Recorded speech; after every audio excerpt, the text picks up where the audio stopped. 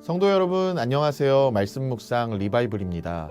하나님의 말씀을 붙들며 오늘 하루를 승리하시는 성도님들 되시기를 주님의 이름으로 축복합니다. 오늘 하나님께서 우리에게 주시는 말씀은 여호수아 7장 1절에서 5절까지의 말씀입니다. 우리 함께 읽도록 하겠습니다. 이스라엘 자손들이 온전히 바친 물건으로 말미암아 범죄하였으니 이는 유다 지파 세라의 증손 삽디의 손자 갈미의 아들 아간이 온전히 바친 물건을 가졌음이라. 여호와께서 이스라엘 자손들에게 진노하시니라.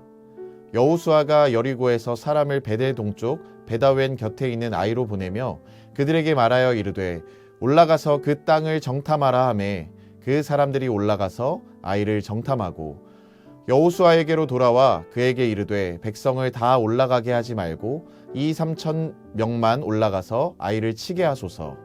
그들은 소수이니 모든 백성을 그리로 보내어 수고롭게 하지 마소서 하므로 백성 중 3,000명쯤 그리로 올라갔다가 아이 사람 앞에서 도망하니 아이 사람이 그들을 36명쯤 쳐 죽이고 성문 앞에서부터 스바림까지 쫓아가 내려가는 비탈에서 쳤으므로 백성의 마음이 녹아 물같이 된지라. 아멘. 우리는 지난 말씀이었던 6장을 통해서 여호수아와 이스라엘 백성들이 여리고성을 무너뜨린 승리의 장면을 목격하였습니다.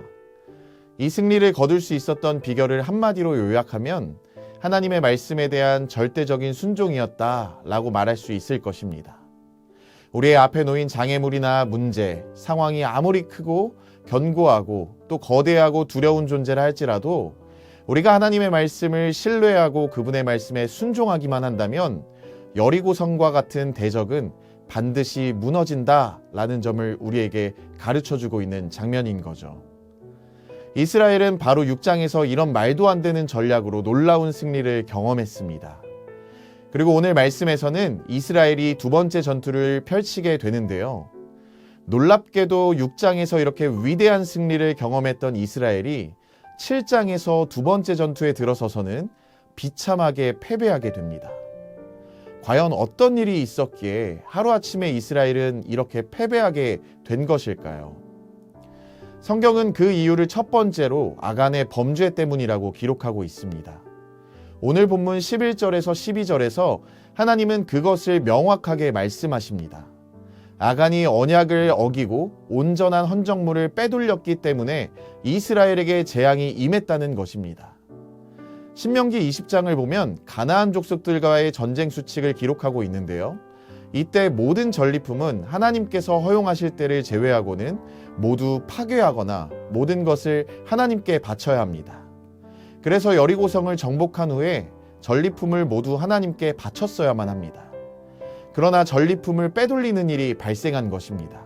명백한 불순종이 발생했고 바로 아간의 범죄로 인해서 아간의 불순종으로 인해서 이스라엘이 아이성을 정복하지 못하고 패배했다라는 것이 성경의 기록입니다. 한 사람의 범죄가 공동체를 어떻게 무너뜨릴 수 있나 하는 것을 보여주고 있는 것이죠. 그런데 재미난 것은요. 성경은 이스라엘의 패배 이유가 단지 아간 때문만은 아니라고 기록하고 있다는 것입니다.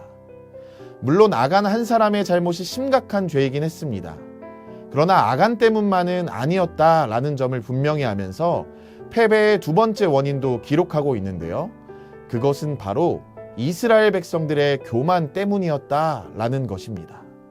오늘 본문 말씀 2절을 보시면 앞선 여리고 전투의 경우와 마찬가지로 여호수아는 정탐꾼을 파견하고 있는 것을 볼 수 있습니다. 그리고 성을 돌아보고 온 정탐꾼들은 대단히 낙관적인 보고를 하는 것을 볼 수 있는데요. 마치 믿음의 고백을 하는 것 같아 보입니다. 아이성은 인구가 적고 여리고성에 비해 매우 하찮기 때문에 전력을 다하지 않아도 손쉽게 정복할 수 있는 성이라고 보고합니다. 물론 아이성을 여리고성과 비교해보면 여리고성은 성벽을 이중으로 쌓은 요새화된 성읍이었기 때문에 공략이 무척 어려웠습니다. 이에 비하면 아이성의 방어책과 군사력은 약해 보였을 것이고 그래서 만만해 보였을지도 모르겠습니다. 하지만 8장 25절 말씀을 보시면 이들의 정탐이 얼마나 느슨했고 허술했는지가 드러나는데요. 8장 25절에서는 당시 아이성의 인구가 1만 2천 명으로 꽤 많았고 이스라엘의 침공에 대비해서 군사적인 준비도 철저하게 했음을 볼 수 있습니다. 그러니까 2, 3천 명만 올라가서 아이를 치게 하라는 그들의 보고는 결코 믿음의 보고가 아니라 아이성을 얕잡아 본 보고였다는 말입니다. 이러한 교만은 여호수아 역시 동일했다는 증거가 드러나는데요. 여호수아는 하나님께 묻지도 않았습니다.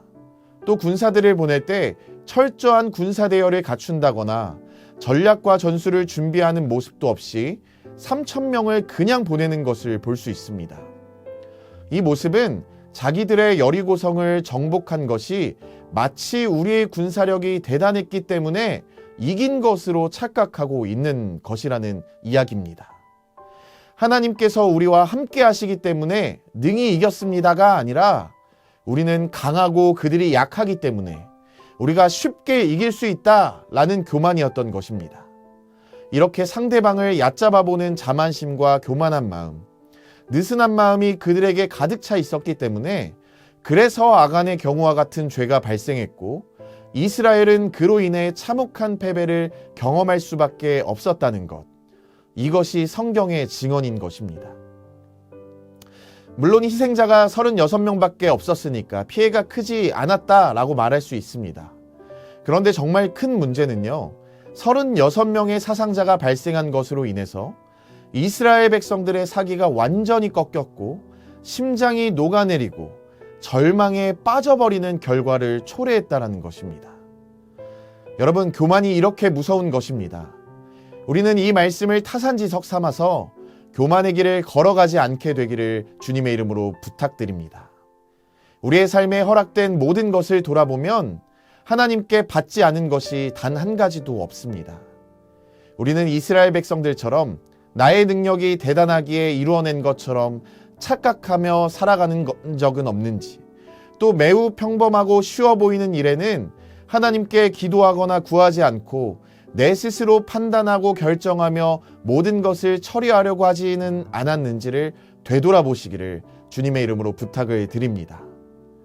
성숙한 신앙은 알아서 스스로 잘하는 독립적인 신앙이 아니라 매 순간순간 하나님을 의지하며 그분께 묻고 구하며 살아가는 절대 의존의 신앙이 성숙한 신앙입니다.